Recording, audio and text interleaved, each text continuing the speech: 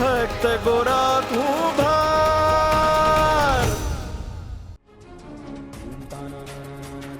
આ હું કરે છે દેવી? આવેશમાં આવીને કોઈ નિર્ણય ના લે. પરમાપા, દેવીને સમજાવો ને. એક સ્ત્રીને સમજાવી શકાય સકરી બેન, પણ જેનું બાળક ખોવાયું છે એની માને કઈ રીતે સમજાવું?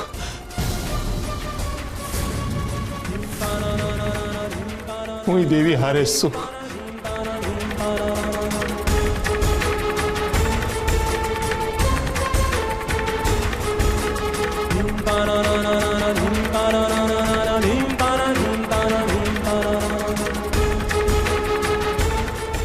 મને તારા પર પૂરી શ્રદ્ધા છે હરી,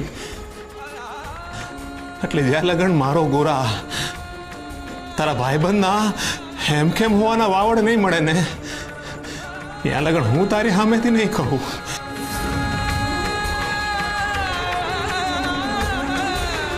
મારા ગોરાના હેમખેમ હોવાના વાવડ નહીં મળે ને આ લગન હું પણ અન્ય જળનો ત્યાગ કરું છું.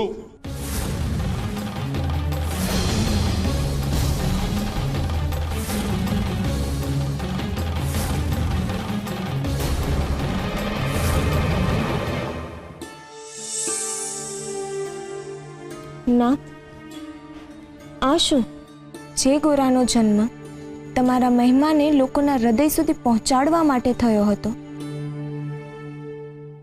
એનું જ આજે અકાળે?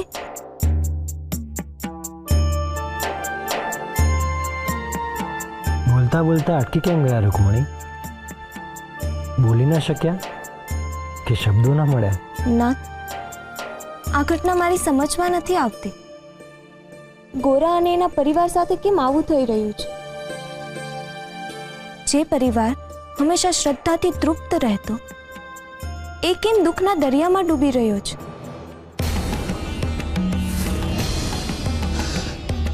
હરે કૃષ્ણ, હરે કૃષ્ણ. તમે એક માને એના દીકરાથી વિખૂટી કેમ પાડી રહ્યા છો? તમને દેવીની પીડા પીડી રહી છે? આ સંવેદના છે કે ગોરા પ્રત્યેનો પ્રેમ? પીડા તો પીડા હોય છે નાથ. ના, જો એ સંવેદના છે તો એક કરુણા છે, માનવતા છે. ને પ્રેમ છે તો એ સ્વાર્થ છે. સંવેદના મૂલ્ય હોય છે, જ્યારે પ્રેમ લાગણી છે. મનુષ્યના દુઃખોનું કારણ જ એની આસક્તિ છે.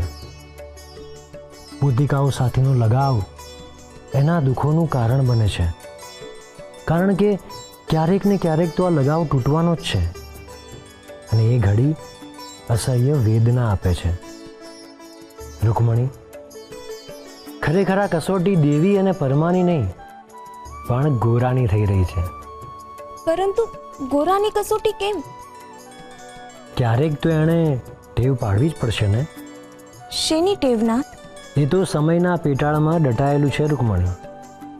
સમય આવશે ત્યારે જ ખબર પડશે. વાહ પગલા વાહ, એક ઝાટકે તે આખા ગામને હલાવી નાખ્યું. બાપા, તમારી કૃપા છે. કાવતરા કરવાના કવત તો તમારી પાસેથી જ શીખ્યો છું. તમે જ મારી પ્રેરણા છો. આ હંધુય જે કરી રહ્યો છું ને, એ તમારા આશીર્વાદ થકી જ કરી રહ્યો છું. શું બોલે છે મૂર્ખ? પૂજારી બાપા, તમારા વખાણ કરું છું. અક્કલના ઓથમીર, તું મારા વખાણ કરે છે કે નિંદા, મને એ જ સમજ નથી પડતી. બાપા, એ તો હવની સમજ શક્તિ ઉપર જાય ને. હા, એટલે બાપા હું એમ કહું છું કે હવે આપણે આગળ શું કરવાનું છે?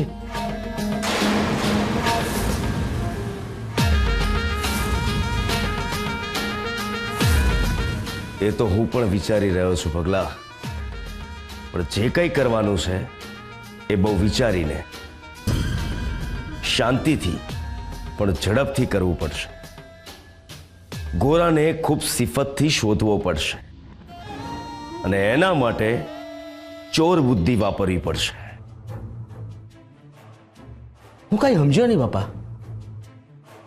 એટલે એમ કે આપણે ગોરાને શોધી રહ્યા છીએ એની જાણ બીજા કોઈને ન થવી જોઈએ. અને ગોરા આપણા પહેલા બીજા કોઈને મળવો પણ ના જોઈએ. પણ બાપા ગોરાને ગોતશું કઈ રીતે?